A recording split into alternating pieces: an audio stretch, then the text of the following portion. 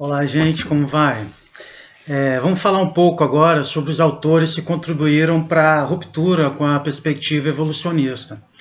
Então, no início, bem por volta da década de 20, de 30 do século 20, alguns trabalhos fundamentais vão ser publicados que vão marcar essa nova fase da antropologia, em que ela abandona realmente a perspectiva evolucionista e adere ao que a gente chama de relativismo cultural. Uma das figuras importantes, gente, é o Franz Boas. Franz Boas era um judeu alemão que deixou a Alemanha ainda muito antes daqueles problemas todos do nazismo, porque já naquela época era muito difícil para um judeu seguir uma carreira acadêmica na Alemanha e ocupar posições importantes numa universidade alemã. Então o Franz Boas ele se muda para os Estados Unidos e ele vai se tornar o fundador da antropologia norte-americana moderna, dessa antropologia que já tinha deixado o evolucionismo para trás. Bem, o Franz Boas ele tinha uma formação em geografia a princípio, ele fez trabalhos de campo extensos entre os esquimós do norte do continente americano e também entre os Quakiut, que eram povos que viviam no litoral ali da região de Seattle, do noroeste dos Estados Unidos. O Franz Boas, a perspectiva dele, a gente chama muitas vezes de particularismo histórico ou de culturalismo. O que significa isso?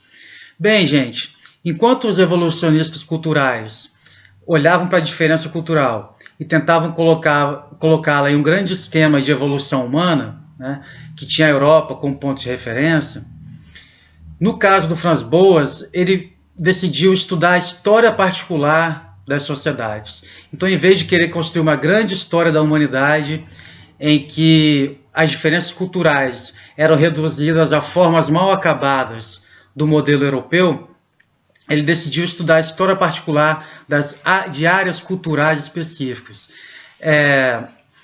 Muito bem, então o Franz Boas, ele, através do trabalho de campo extenso, né, esse é um elemento importante que ele traz para a antropologia, e também do aprendizado da língua nativa que ele estudou, etc. Ele vai descrever, por exemplo, entre os Quakiut, um ritual chamado potlatch. O que era o potlatch? O potlatch era um ritual em que chefes de diferentes tribos, numa determinada época do ano, eles competiam entre si para ver quem era capaz de oferecer as festas mais suntuosas, mais fantásticas, em que objetos de valor, como cobertores, óleo de baleia, escudos de cobre, eram simplesmente destruídos. Então a competição era mais ou menos para ver quem conseguia ao longo do ano juntar mais presentes, receber mais presentes dos membros da sua comunidade e depois oferecer uma super festa em que esses bens iam ser destruídos. Era uma típica festa de ostentação, digamos assim, se a gente for usar as categorias de hoje. Então o Franz Boas ele não queria saber se aquilo era expressão de uma fase primitiva da sociedade humana. O que ele queria saber, entre outras coisas, era como esse costume, essa cerimônia, esse ritual do potlatch se distribuía em uma determinada área geográfica e como essa distribuição ao longo do tempo se deu. Então, a área cultural de um determinado fenômeno social, como por exemplo o potlatch, seria justamente o alcance geográfico de um determinado costume. E aí o interesse do Franz Boas era justamente estudar como esse costume se difundia numa determinada área. E aí daí o interesse dele nesse conceito de difusão cultural.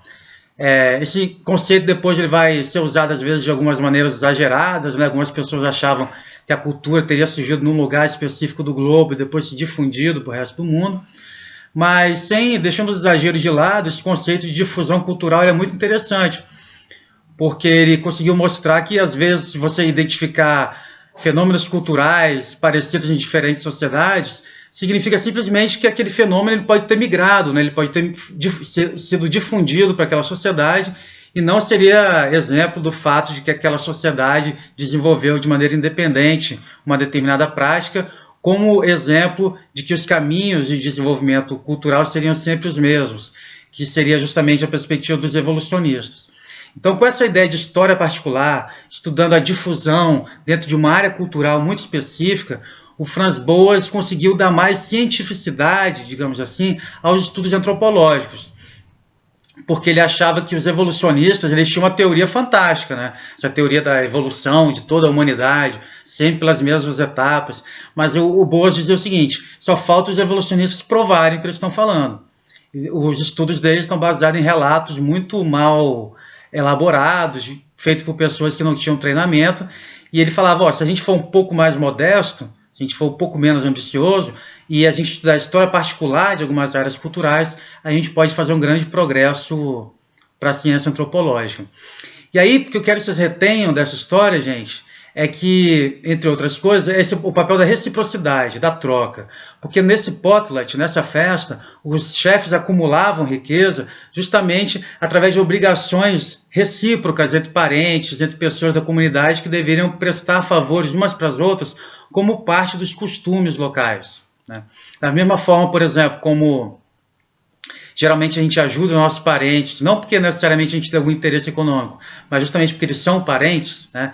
Nessas comunidades relativamente pequenas, essas obrigações de aspecto moral, elas desempenham um papel muito importante e elas acabam dando forma à organização social. Uma outra pessoa, o Bronisław Malinowski, esse era polonês e vai fundar a antropologia inglesa. Então, olha que coisa interessante, gente. Como na antropologia é muito importante esse olhar de fora, né? Esse olhar do observador, né? Que vai lançar um olhar sobre aquela sociedade, que às vezes não é o olhar familiar ao qual aquela sociedade está acostumada. Então, não é à toa que o Franz Boas nos Estados Unidos e o Malinowski na Inglaterra são estrangeiros, né? São pessoas de outra sociedade que vão ajudar a dar uma perspectiva nova à antropologia nacional desse país. Muito bem, o Malinowski ele vem de uma outra área também, da área da física, e ele passa por um período pessoal em que ele adoece, e ele decide ler um clássico da antropologia, O Ramo de Ouro, do Fraser.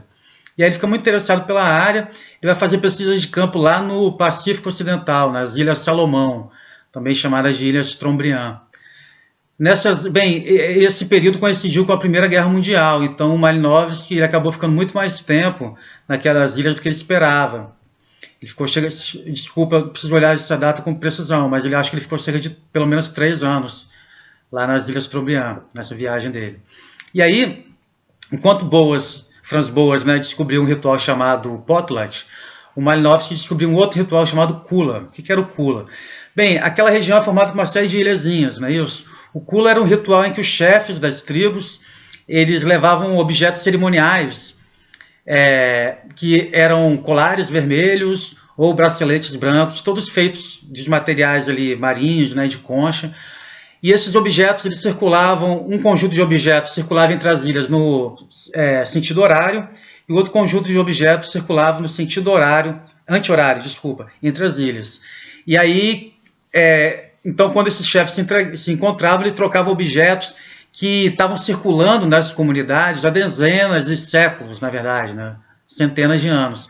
E aí, qual era o valor desses objetos? Eles não tinham nenhum valor econômico. O valor desse objeto era justamente o fato de que eles estavam passando pela mão de chefes importantes há centenas de anos. É como se você, de repente, fosse presenteado com a chuteira do que o Pelé fez o último gol da final da década de 70, né? Então a chuteira em si não vale nada, né? A chuteira de hoje em dia, por R$50, você compra uma chuteira muito melhor do que a chuteira daquela época. Mas o valor é um valor simbólico, né? Um valor que representa a identidade nacional, né? No caso da chuteira do Pelé, né? E essa era basicamente a lógica do valor desses objetos cerimoniais. Bem, novamente a gente está diante da troca, né? A gente está diante da reciprocidade. Então, em sociedade, gente, que não existe um Estado, que tem uma polícia, que tem um monopólio da violência para administrar os conflitos, a possibilidade entre essas sociedades é ou a hostilidade, né, que pode até resultar em guerra, ou a troca. Pode ser a troca de objetos que tem uma utilidade prática, né, como, por exemplo, alimentos, né, como objetos cerimoniais, né, como os objetos do kula, ou pessoas também. Né, se a gente for parar para pensar, o casamento é uma troca de pessoas, né, famílias trocam pessoas entre si. E aí, dando uma olhada geral em todo o funcionamento dessas sociedades, o Malinowski percebeu que a ordem social, né, as sociedades, era dada pela obrigação de dar, de receber e de retribuir. Ele não formulou dessa maneira, mas quem vai formular da forma que eu falei agora, dar, receber e retribuir, é um terceiro antropólogo importante, que é o Marcel Mauss. O Marcel Mauss escreveu um livro chamado Ensaio sobre a Dádiva, em que ele reúne esses estudos, entre eles os estudos do Malinowski e os estudos do Franz Boas, e ele vai propor que, na verdade, a reciprocidade é a rocha humana fundamental. É a troca, é o sentimento de obrigação recíproca, de uma obrigação moral, né, que eu tenho com o meu parente, com o meu vizinho, com o meu amigo, minha namorada, que funda a sociabilidade, que funda a vida humana, propriamente dita. O Mose ele vai dizer também que nessa sociedade, geralmente, apesar de aparentemente serem indivíduos que trocam, o que está em relação ali não são os indivíduos, os interesses individuais deles, interesses econômicos, mas a relação entre os grupos, né? Então, por exemplo, todo mundo assistiu aquelas novelas da Globo lá, né, sobre a Índia, e aí num casamento indiano, daquele tipo, tradicional, o que está em jogo ali não é o interesse dos indivíduos, né, obviamente, mas a relação entre as castas. Essa casta casa com aquela casta e acabou. Essa regra está dada antes do casamento. Então, de maneira diferente, né, mas em certo sentido estruturalmente semelhante, por exemplo, quando nasceu uma cidadezinha, aí você vai no mercado e compra fiado, etc. É o nome, né? É o nome da sua família que está em jogo, né? Ah, esse aqui é filho de fulano, né? Então, se você deixa de pagar, né, essa vergonha pública, digamos assim, esse nome, né, o rebaixamento do nome, digamos assim, ele se projeta sobre a família toda, né? Isso se dá sobretudo em cidades menores, né, no Brasil. E além de tudo, gente, não eram apenas, não são somente interesses econômicos que estão em jogo, né? São obrigações morais muito mais amplas, né? Às vezes de aspecto político, de aspecto religioso. Então, quando a gente dá um presente para alguém, por exemplo, é lógico que o valor econômico do presente é um elemento importante, mas o que está em jogo ali não é um interesse econômico de necessariamente ganhar um presente mais valioso depois, mas de criar uma relação social, né? Amigos dão presentes e presentes também fazem amigos, né? A troca ela é definitivamente fundadora da sociabilidade humana. E aí, descobrindo, gente, o princípio da reciprocidade, esses antropólogos eles perceberam que as sociedades que eles estavam estudando, eles têm uma lógica própria. Então, através do trabalho de campo prolongado, eles perceberam que, colocados diante de situações como aquelas, eles provavelmente agiriam de maneira muito semelhante. Então, toda aquela ideia do pensamento da mentalidade primitiva, toda aquela ideia do atraso, da selvageria, de que seriam sociedades primitivas, vai sendo deixada de lado para a gente entender que cada sociedade tem sua própria organização, tem seu próprio princípio de ordem social. E cabe ao antropólogo, a obrigação do antropólogo é entender como funciona esse princípio.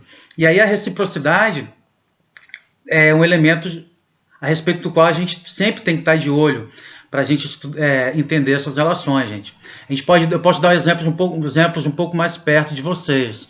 Então, por exemplo, meus alunos que têm feito trabalho de campo na engenharia de pesca, eles identificaram, por exemplo, que as empresas de pescado da região, elas não são apenas empresas de pescado, né? Elas historicamente ajudaram muito, por exemplo, algumas famílias de pescadores, por exemplo, emprestando dinheiro para fazer reforma na casa, construir a casa e assim por diante.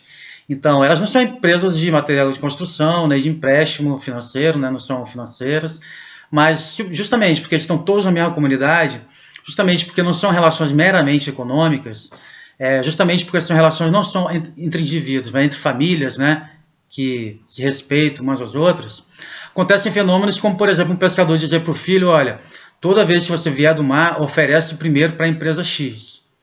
É lógico que se a empresa estiver pagando um preço muito baixo, né, ele vai procurar vender em outro lugar. Mas essa coisa de oferecer primeiro naquela empresa é justamente um reconhecimento de uma dívida que não é propriamente econômica, é uma dívida muito mais moral, digamos assim, de um respeito recíproco, né, que essas famílias vão construindo entre si. Gente, não estou querendo romantizar as coisas. Não estou querendo dizer que interesses econômicos não são fundamentais. E muitas vezes os interesses econômicos podem, inclusive, romper relações sociais desse tipo que eu estou descrevendo. Mas é uma relação muito complexa entre interesses econômicos e interesses sociais mais amplos, de criar vínculos entre as pessoas, entre as famílias, e a gente tem que estar de olho nesses dois aspectos. De qualquer forma, a reciprocidade é um elemento que aparece em quase todo estudo antropológico hoje em dia, e ela é fundamental, ela foi fundamental para a gente romper com aquela ideia de que não haveria ordem social nas sociedades ditas primitivas, ok? Vou colocar um texto interessante para vocês do Marshall Sahlins, que cria uma tipologia da reciprocidade, que fala a reciprocidade generalizada, como, por exemplo, se ajuda alguém sem nenhuma expectativa de retorno, né? Se ajuda, por exemplo, da mesma forma que, por exemplo, se ajuda alguém na rua, a pessoa está pedindo comida, você dá alguma coisa, sabe que a pessoa nunca vai te pagar de volta, mas você ajuda porque você se identifica enquanto ser humano, uma pessoa que está passando dificuldade. A mãe também que está amamentando o filho, né? O filho, talvez um dia ele possa retribuir, até espera-se que se retribua, mas é uma ajuda que ela tem um caráter de generosidade, porque você não fica medindo quanto você deu, né? Você convida um amigo para almoçar na sua casa, né? Depois, quando você for na casa dele, você não vai querer comer exatamente o que ele comeu, né? Porque é uma troca, assim, que as pessoas fazem parecer que elas não estão ligando por que está sendo trocado. Elas estão querendo ser generosas, né? Lá em Montanha, onde eu comecei a estudar, a trabalhar, desculpa, no IFES, eu estava conversando sobre o fiado, né? Que tem tudo a ver com isso que a gente está falando. E aí um interlocutor lá da pesquisa estava dizendo que logo que ele mudou para Montanha, ele fez amizade com o cara do açougue, e o cara do açougue falava bem assim, não, vai lá, pega carne, pesa, não sei o quê. Por que o cara faz isso, né? Porque ele está querendo dizer, eu confio em você, né? É lógico que ele está, se o cara fizer qualquer falcatrua assim, ele vai sacar, né? Mas essa coisa de mostrar que confia é fundamental para estabelecer a relação. Então a reciprocidade generalizada, ela passa por isso. A reciprocidade equilibrada, ela é mais assim, dar e receber. Então, por exemplo, você pede para alguém fazer um trabalho na sua casa, acabou o trabalho, você vai lá e paga, né? Então, nesse tipo de reciprocidade, que geralmente tem um aspecto econômico mais forte, espera-se que é possível que haja um registro, uma contabilidade maior do que está vindo do que está indo, né? E tem a reciprocidade negativa, em que você quer tirar o máximo que você puder do outro, né? Em muitas sociedades estudadas pelos antropólogos, as relações entre dois grupos eram dadas dessa forma, né? Por exemplo, os Nuer e os Dinka, né, lá no Sudão. Os Nuer adoravam, de vez em quando, fazer incursões, né, às aldeias Dinka e destruir as coisas, roubar a mulher, roubar crianças. E eles não queriam destruir os Dinka. Eles faziam isso ciclicamente porque o negócio deles era tirar. Era uma relação que estava baseada numa hostilidade mútua, né? Então, por exemplo, se você vai num mercado, num camelô, assim, na grande cidade, você espera que o cara vai querer te vender pelo mais caro possível e o cara espera que você vai querer comprar pelo mais barato possível, né? Então essa negociação, esse querer levar vantagem, ele já é esperado, digamos assim, e a gente chama isso de reciprocidade negativa. Então, assim, levando em consideração o tempo da prestação, né? Então, por exemplo, se eu te dou um presente de aniversário, você não vai me dar um presente de volta imediatamente, só no meu próximo aniversário. E você vai tentar dar um presente mais ou menos equivalente, mas você não vai ficar contabilizando, né? Porque isso não pega bem, né? Então, na reciprocidade generalizada, o tempo do dar e do receber geralmente é mais longo e geralmente não pega bem. A etiqueta social diz que você não deve ficar contabilizando o que você recebeu.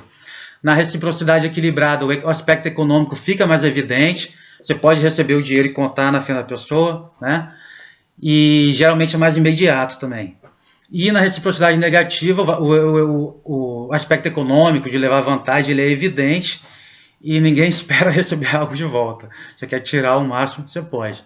Essas são tipologias, né, gente? Na realidade, isso tudo é muito mais complexo, mas elas ajudam a gente a entender um pouco a realidade. Acho que quando vocês lerem o texto vai ficar um pouco mais claro, tá bom? Grande abraço.